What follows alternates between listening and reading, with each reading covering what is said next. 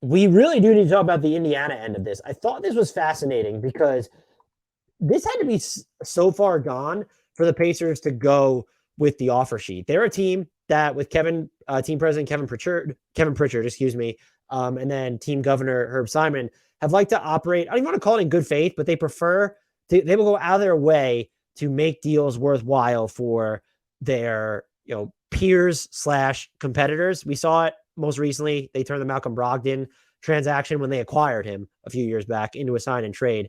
I I have no doubt that they wanted the same to happen with Ayton, in large part because they were probably worried the Suns would match. The hoops that they jumped through by waiving players and then going the offer sheet route at all. Yes, some of that was contingent. They needed to wait for the Malcolm Brogdon deal to go through, so they had a pathway to enough cap space so he could be maxed out. But normally, when you give the offer sheet, you at least think there's a semi-realistic chance the team won't match. I don't know if that was the case in this instance. And maybe it was. Maybe they were trying to call Phoenix's bluff because Phoenix didn't want to do sign and trades, or they were just trying to delay the process as long as possible until hashing out the Kevin Durant sweepstakes. Maybe that pissed off Indiana and they decided to throw the offer sheet. That's fine. I'm not of the mind that you need to help other teams out. And so even though it cost you some players and you're going to have some money, low end money on the books for the next 3 years because of those wave and stretches, it's not the end of the world. And if anything, you inflated Phoenix's payroll and you hurt, again, ever so slightly, their chances of getting Kevin Durant. This also could have been, I believe, if I'm not mistaken, Myles Turner and Deandre Ayton share the same agent. So this could have been a solid for the agent who can maybe smooth things over with Myles Turner, who is just forever in trade rumors. I don't know if he's somehow destined to retire a Pacer, and even at his jersey retirement ceremony or whatever, if he would get one, he would still be on the trade block. I'm curious to see what happens with him now. You can play him with Jalen Smith, who has been guaranteed a starting spot. That is interesting. I can't believe that someone like Jalen Smith has been guaranteed a starting spot so publicly. I know he played well towards the end of last year, but that probably speaks more so to Indiana wanting floor spacing and them just not having these true wings on the roster. Like there's Benedict Mathurin and like who's your other wing? Is O'Shea Brissett kind of skews more swing man? Buddy Hield is just more of a guard. Aaron Naismith's more of a guard. Same thing with Chris Duarte. So they could use more wings. Is Myles Turner the method by which you acquire those wings? I do think that we'll hear a lot more Myles Turner rumors now, even though I think the Pacers could absolutely use him. I had no real issue, and we talked about this on a previous podcast if you need to go back. I think it's just a couple episodes ago. I don't know that I would have wanted to actually have Deandre Ayton on this team with max money, but I think that the books in Indiana are flexible enough. Tyrese Halliburton is already good enough, and I'm all the way sold on Benedict Mathurin. His on-ball skills are just, I didn't expect them to be so well-polished already. I'm almost excited that the Pacers don't have Ayton because I could see Carlisle trying to slow things down and get Ayton involved with self-creation touches more. And now with the current structure of the roster, it's set up to make sure that Benedict Mathurin, insofar as Carlisle can stomach it, will get maximum flexibility, maximum agency over the offense. I also sort of like the idea of, I don't really know what to think of Goga Bitadze. It has like some bright moments, but I like the idea of maybe giving more run to Isaiah Jackson, who's like, oh, there might be some shifty floor spacing there. And can he be a defensive disruptor? So I'd like to see more of that. I do think they do need to acquire some wings. And I'm just curious, if you don't plan on paying Myles Turner after this season, he's not the type of player where if you let him walk, it'd be franchise malpractice. You can always explore sign and trades next year as well, but you should really look to move him. At this point, like you have over 30 plus million in cap space, so you can make it a lopsided trade. I think Lakers fans are probably slobbering and think if they offer Russell Westbrook plus first, they get Buddy Hield and Myles Turner. I don't think Buddy Hield's on the best deal. 2 years, 40 million, essentially. A little bit over 40 million. But if you're going to slightly overpay for someone, it might as well be an elite shooter. So even having Russell Westbrook for 1 year is more taxing financially and even functionally than having Buddy Hield for 2. So if you were to get, look, and I know this is going to anger Pacers fans. I'm not saying they should do this. If the Lakers are going to legitimately give you a 26 and 28 swap plus 27 and 29 first for Buddy Hield and Myles Turner, and all you have to do is stomach Westbrook's salary, and you could buy him out. And yes, you have dead money on the books. I would not stretch him. I want to make that clear. But you're in rebuilding mode anyway. I would consider it. I just don't think the Pacers want to go the bottom out route again, which is why Ayton was so appealing. He's someone who firmly fits their timeline, but also helps you win now. Turner, I think he can help you win now. Probably he's underrated on the defensive end still. When you look at his body of work, when he's healthy, but also what he did with Sabonis on the court, he makes you a lot better. But Ayton was a more dynamic offensive is a more dynamic offensive player. So I don't know where you necessarily go from here, but they are set up to do whatever they want. This is not the end of the world. They can take on bad money attached to picks. Maybe that money, they hold on to most of it, and it's more valuable around the trade deadline where rosters aren't as flexible and there aren't teams with cap space right now, but that's even more of an anomaly at the trade deadline, right? It's the Spurs and the Pacers at this point, and that's it. So you're set up to get more assets if you want to go that way. And you still have Myles Turner, a very capable fringe star center in this league. There's a chance that this team is just more competitive than we think because of how good Tyrese Halliburton is.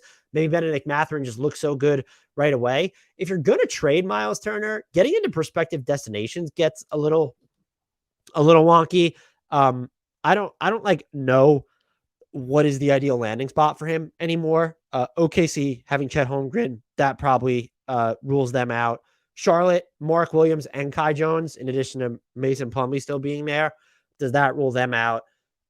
Dallas got Christian Wood, signed JaVale McGee, has Dwight Powell, Maxi Kleba. They don't have a ton of assets anyway. The Clippers, like, you could get to a point where the Clippers are giving you one of their distance first for Myles Turner, like Marcus Morris plus a 28 first for Myles Turner. You could do that. Would that interest the Pacers? Marcus Morris is a player that actually helps you. And then maybe you go out on the cheap and find another big. I think that would be something the Clippers are more likely to consider in the middle of the season, depending on how Zubats works out. And they got him on what I think was a 3-year, $33 million extension.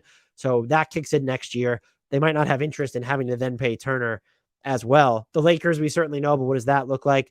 Memphis has Jaren Jackson Jr. and Steven Adams. I'd be very curious to see a Triple J and Myles Turner front court. And Memphis maybe doesn't have to give up too much equity or even prospects to get Turner since he's expiring. I'm not sure how motivated they'll be to do that deal with Steven Adams still on the books and or while Triple J is injured. I would just argue if you think he's going to miss substantial time, I think his timeline is 4 to 6 months. So you don't think he'll miss most of the season. It would be kind of intriguing to go after Turner just to have that really impactful defensive player who Steven Adams was great for them last year. Turner's just going to be more mobile as just a rim protector. And even when you pull him beyond the paint, I could see Miami getting a little frisky in the Turner sweepstakes and trying to pair him with Bam, saying, our half court offense is always going to be strained. Is there a pathway to them getting Turner without giving up Tyler Hero? And I think there might be, just because they have a bunch of future firsts that they can offer. So let's say they give you 2 firsts in a swap and then Duncan Robinson for Myles Turner. Are you saying no? That's probably not the best use of their draft equity because they have Bam. Just something to throw on the table. I don't think the Bucks have the juice to get into this. Minnesota doesn't need a big. I still like the idea of Turner on the Pelicans more so than Jonas Valanciunas. They might think they can get the best of both worlds because Larry Nance Jr. is there as well. And so why give up salary filler and picks and prospects to get Turner if you can just keep Valanciunas? And if the Pacers, maybe they would want Valanciunas. He seems like a big that Carlisle would appreciate, but maybe they don't want him just because he doesn't necessarily fit their timeline. His contract is short though. And he's not, Jonas Valanciunas isn't that old. I think what is he, only 28? I will look that up now. But there's like a chance where you're still left with, I guess, 3 of Turner, Nance, Jackson Hayes, and Jonas Valanciunas, not to mention Zion. That gets a little bit awkward here. And Valanciunas is 30, so he is older than I thought. I take that back. The Pelicans, though, like if it was the cost was cheap enough, I would love Turner there. Make no mistake. The Knicks no longer, like, they signed Hartenstein. They have Mitchell Robinson under contract. They have Jericho Sims they just signed. Orlando, no, they have enough talent up front. Phoenix, having Ayton, don't think they're going to want Turner unless they think, there's a trade to be made there, but then you're that's costing you some of your Kevin Durant equity. Maybe you still believe you're going to trade Ayton mid-season, and so having Turner there, both of them, play them together some, stagger them some. Sacramento has Domas Sabonis. That would be hysterical. Portland has Yusuf Nurkic. Philly has Joel Embiid. The Spurs, that's not their style anymore. Utah would be just a no. They're about to be rebuilding. Washington, I'd probably prefer Turner there over anything they have defensively, including Kristaps Porzingis, but they have Gifford and KP. The team that I would circle here, I guess there's two. There's Chicago. I just don't know that they have the motivation to go from Vooch to Turner, and you probably have to give up Vooch in this deal if it's happening in the offseason because you're not giving up Patrick Williams, but you could do something like Kobe White and Vooch and picks, or maybe are you giving up Ayo Dosunmu in this deal? I don't think you're giving up Patrick Williams. Would you be willing to give up Lonzo Ball if the Pacers really wanted him? And look, the injury news on him has not been great. Are you willing to give up Alex Caruso in that deal? I would look at the Bulls if and Indy should be willing to take on Vooch. There's just 1 year left on his deal. Maybe you can get value for him at the deadline. The other team though that could actually send back wings would be Toronto, and I'm just curious as to whether they seem to want a big. I know they have Thad and Chris Boucher and Siakam. They have Anunoby who can defend fives. And Barnes. I would argue they don't need to do this, but if they're really dead set on getting a big, is there a Turner for Gary Trent Jr. framework there? I don't think you're getting Anunoby for Turner. He has more time left on his deal, and he's the more valuable player. You would have to include other stuff. Is there even a three-way deal to be made where it's Colin Sexton gets signed and traded to Indiana? Do they now have interest in him with Turner out? I think his fit with Tyrese Halliburton is perfectly fine. You have Sexton go to Indy, maybe Gary Trent Jr. go to Cleveland, and then Myles Turner going to Toronto. Gary Trent Jr. is probably a little bit more valuable than Turner, but he's going to be a free agent next season. Toronto likes sort of these, Turner's an actual 7-footer, so he doesn't fit your typical mold. Cleveland absolutely needs Gary Trent Jr. I would give up more than just Colin Sexton for him, by the way, too. So maybe that's a way for Toronto to get just more are they getting stuff and Myles Turner for Gary Trent Jr.? That'd be interesting to consider. And Gary Trent Jr. would be fine in Indiana, but I think that they need more of a wing type player or a playmaking guard. Maybe they just prefer Gary Trent Jr. to Colin Sexton. So if he's going to be available in a Myles Turner talk, but that's just something to consider. Maybe they try and go the Colin Sexton sign and trade route, or just sign him outright because they have the cap space anyway, because they don't need to send anybody out to take on his salary. And then that still leaves you with the Turner conundrum. So I think Indy is still set up to be really flexible, and I respect that. And I think they made the right call of what they did last season, where they didn't tear everything down, but by moving Sabonis, who was the nerve system, the nerve center of your offense, and kind of the way that you were building out your team, by moving him, you agreed to go in a completely different direction, if not outright rebuild. You're set up to do that. You can remain flexible. You can try and be aggressive and add immediate talent, and you can still capitalize on Turner's value. You're probably a team that's going to be, you and San Antonio are going to be circled on everyone's list if there's a John Collins trade, if there's a Kevin Durant trade, if there's a Donovan Mitchell trade. I thought momentarily, should Indy go after Donovan Mitchell? You have Chris Duarte and Benedict Mathurin and then picks. I would love a Donovan Mitchell Halliburton backcourt. You try and keep Turner in that scenario. It is rumored that the Jazz want draft picks over talent, so maybe there's a way to structure it that you don't give up Mathurin, but I really don't think there would be.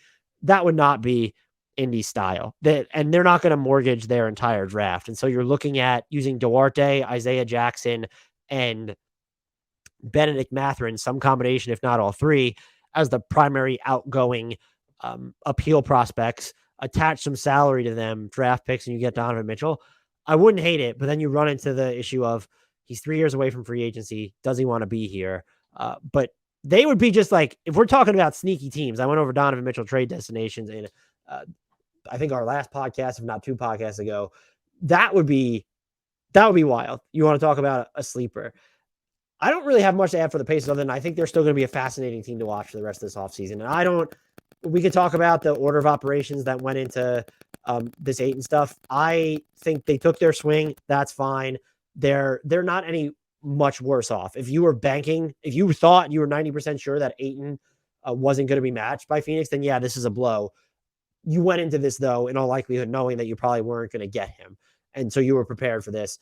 they're going to be a team that I believe can and will be very active before the start of next season, and just super flexible to do a number of different things, travel a number of different directions. So Indy, Pacers fans, Pacers players, you're fine. Tyrese Halliburton is the business, and I am so excited to watch Benedict Mathurin play.